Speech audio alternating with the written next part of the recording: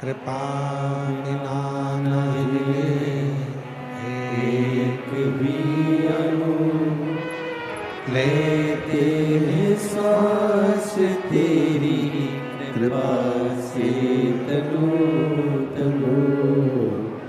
बखान क्या करूं मैं राखों के ढेर का, चपटी भभूत में है खजाना कुबेर का।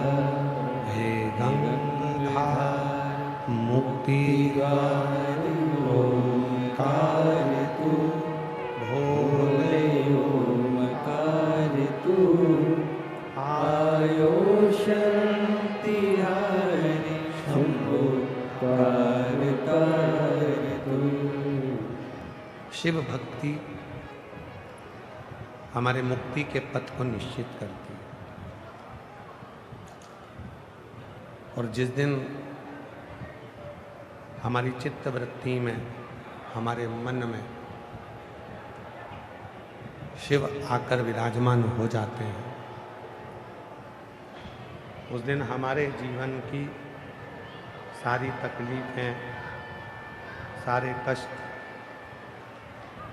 हमारे जीवन के जितने भी दुख हैं, कष्ट हैं, तकलीफें हैं, वो सब शिव की हो जाती हैं।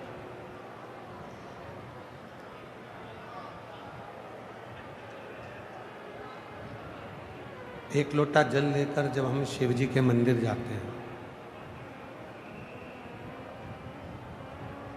घर से जल भरकर, पानी भरकर,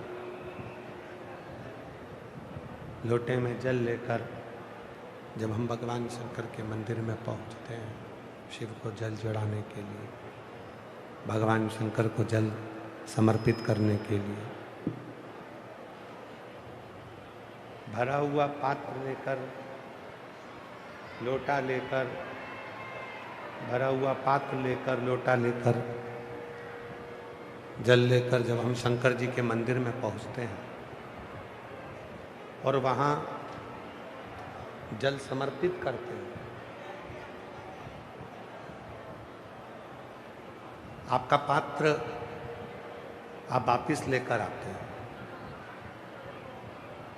कभी विचार करिएगा कि घर से गए तो लोटा भरकर जल लेकर गए, वापिस आए, दो चार बूंद उसमें शिव जी का चढ़ा हुआ जल लेकर आए, थोड़ा सा जल शिव जी का चढ़ा हुआ लेकर आए। मतलब हमारे जीवन का जितना भार था, जो हमारे भीतर भरा हुआ था, आसक्ति हो, अहम हो, तृष्णा हो, मोह हो, जो भी हमारे जिंदगी में हमारे भीतर भरा हुआ है, वो सब हमने ले जाकर शिव के ऊपर चढ़ा दिया और उनके चरणों का दो बूंद, एक श्रद्धा, एक विश्वास, ये दोनों चीज लेकर अपने घर की ओर आ गए, अपने घर का।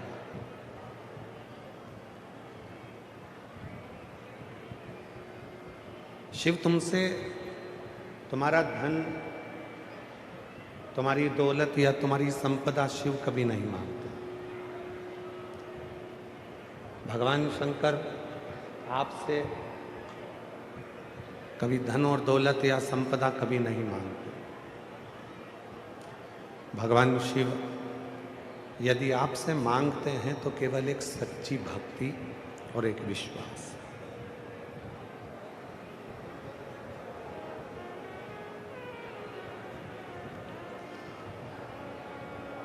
जिसकी जिंदगी में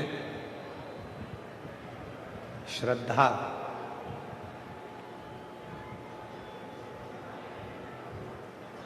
और विश्वास, ये दो चीजें प्रबल नहीं हैं, उसकी जिंदगी में बहुत अड़चन है।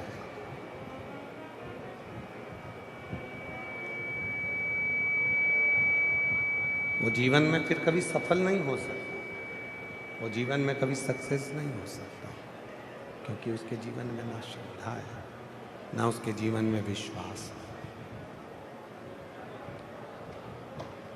एक श्रद्धा, एक विश्वास, और दोनों रामचरितमानस में तुलसी बाबा ने कहा,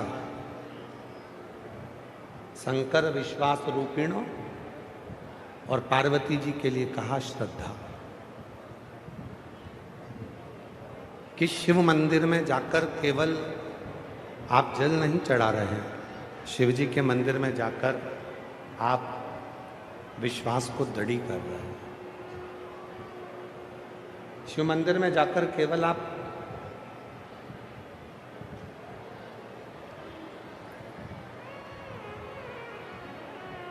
आवाजें खोलो भाई, बाहर के पंडालों की आवाजें खोलिए, सब दूर की।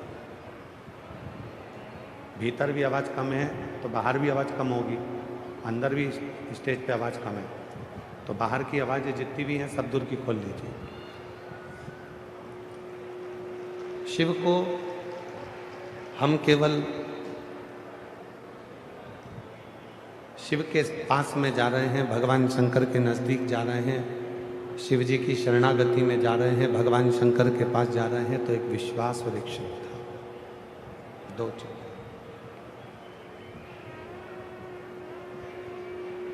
एक विश्वास में और दूसरे नंबर पर है श्रद्धा। कितनी दृढ़ है, कितनी प्रबल है आपके भीतर, यह आपके ऊपर निर्भर करता है।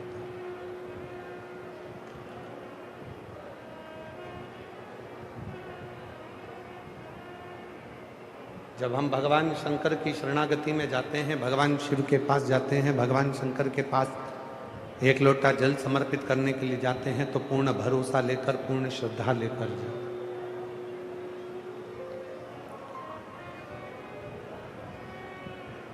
कितने तरह के रोगी संसार में हैं,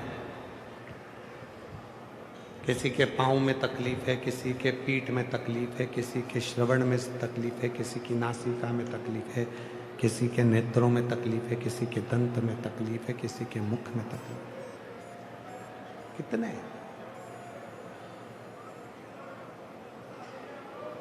एक नेत्र का रोगी, अरे आवाज खोल दो भाई, उधर पीछे की आवाज खोलो ना पंडालों की। एक नेत्र का रोगी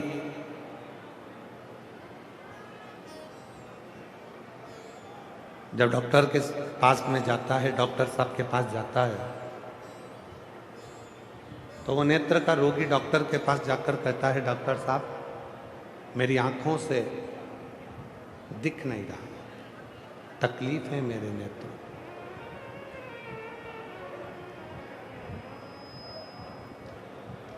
डॉक्टर उसकी आंख का इलाज प्रारंभ करता है, देखता है क्या तकलीफ है,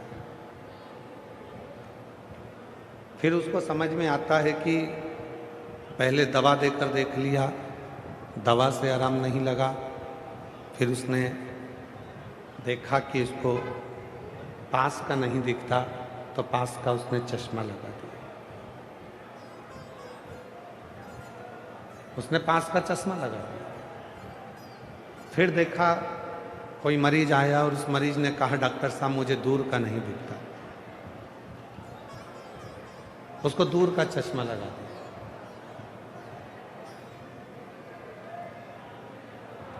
पर कोई कोई मरीज ऐसा होता है कि उसको पास का भी नहीं दिखता और दूर का भी नहीं दिखता, तो डॉक्टर इतना होशियार रहता है कि एक ही चश्मे में 2 गिलास लगाता है। ऊपर से देखोगे तो दूर का दिखेगा और नीचे से देखोगे तो पास का दिखेगा। चश्मा एक ही है, गिलास 2 हैं, कांच 2 हैं, उससे पास का भी दिख रहा है और दूर का भी दिख रहा है। पर अब आज जो कलिकाल चल रहा है, इस कलिकाल में अब चश्मे का काम खत्म हो गया, अब लेंस का काम चालू हो गया। अब डॉक्टर चश्मा नहीं लगाता, लेंस लगा देता है, उस लेंस से तुम्हें अच्छा दिखना प्रारंभ हो जाता है। वो लेंस कितने मरीज मिले जो कहते हैं मुझे पास का नहीं दिखता, कोई कहता है मुझे दूर का नहीं दिखता। आज तक जिंदगी में एक मरीज ऐसा डॉक्टर के पास नहीं पहुंचा कि मैं बहुत दिनों से जल चढ़ा रही हूं, मुझे मेरा महादेव नहीं दिखता। वो कब दिखे? मेरे नेत्रों पर कोई ऐसा चश्मा चढ़ जाए, मेरे नैनों पर कोई ऐसा चश्मा चढ़ जाए जिससे मेरा महादेव का दर्शन हो जाए। मेरे नेत्रों पर कोई ऐसा चश्मा चढ़ जाए जिससे मुझे मेरे राम का दर्शन हो जाए। मेरे नेत्रों पर कोई ऐसा चश्मा चढ़ जाए जिससे मुझे मेरे कृष्ण का दर्शन हो जाए। डॉक्टर कह देगा वो चश्मा मेरे पास में नहीं है, पर वो चश्मा यदि किसी के पास मिल सकता है तो किसी संत के पास, किसी साधु के पास, किसी सच्चे गुरु के पास वो चश्मा मिल जाएगा। और गुरु चश्मा नहीं लगाता, आपको गुरु चश्मा नहीं देगा। उसको मालूम है ये दो नेत्र इसके खराब हो गए हैं, इसलिए सच्चा गुरु, जैसे शंकर जी के 3 नेत्र हैं, तो सच्चा गुरु आपको बिठाकर आपका एक नेत्र ज्ञान का खोल देगा, जिससे तुम्हें राम, कृष्ण और शिव नजर आने लगेगा। सच्चा, जिसको ज्ञान चक्षु कहते हैं।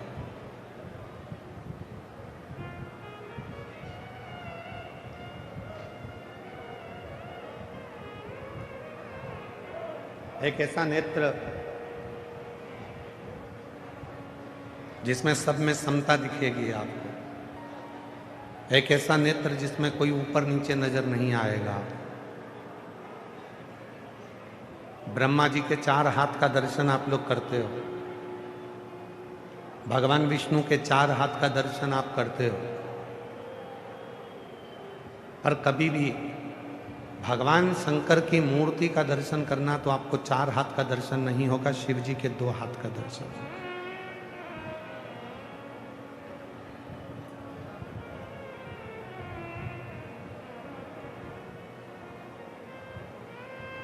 शिव जी के केवल 2 हाथ का दर्शन आपको होगा। या तो शिव जी अपनी तप मुद्रा में बैठे होंगे, हाथ में डमरू होगा, त्रिशूल होगा, 2 हस्त मेरे शंकर भगवान अपने रखते हैं, 4 हाथ बहुत कम रखते हैं। 4 हाथ की जरूरत तो शिव जी को जब लगती है तभी वो 4 हाथ का दर्शन देते हैं, वरना मेरे भोलेनाथ अपने 2 हाथों को अपने पास में रखते हैं। शिव 2 हाथ के, ब्रह्मा जी के 4 हाथ, भगवान विष्णु भी 4 हाथ में दर्शन देते हैं, पर मेरे शिव 2 हाथ में दर्शन देते हैं।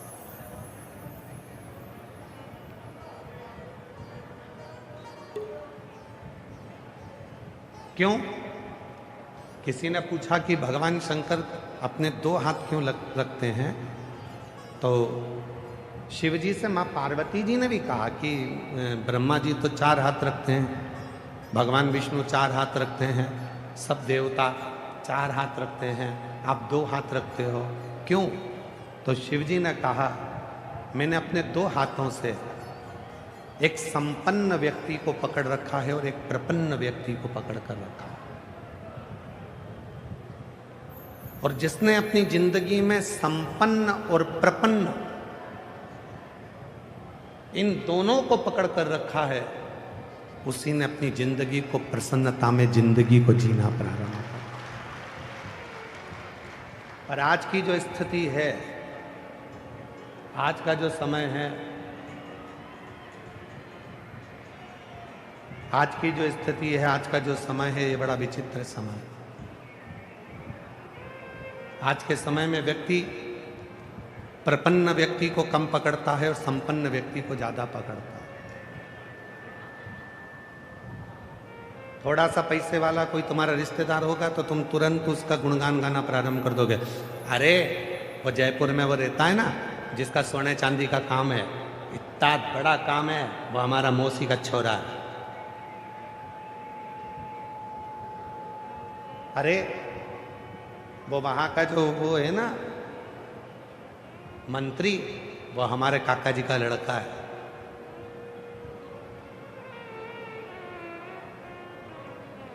आज के समय में जितने मिलते हैं वो संपन्न व्यक्ति का परिचय देते हैं। आज तक एक व्यक्ति नहीं मिला जिंदगी में कि जो प्रपन्न व्यक्ति का परिचय दे रहा हो, गरीब का परिचय दे रहा हो, जिसके पास धन नहीं है उसका परिचय दे रहा हो, जिसके पास संपदा नहीं है उसका परिचय दे रहा हो, जिसके पास दौलत नहीं है उसका परिचय दे रहा हो, जो सब्जी का ठेला लगा रहा है उसका परिचय दे रहा हो, जो पान की दुकान लगा रहा है उसका परिचय दे रहा हो, जो कबाड़े का काम कर रहा है उसका परिचय दे रहा हो, जो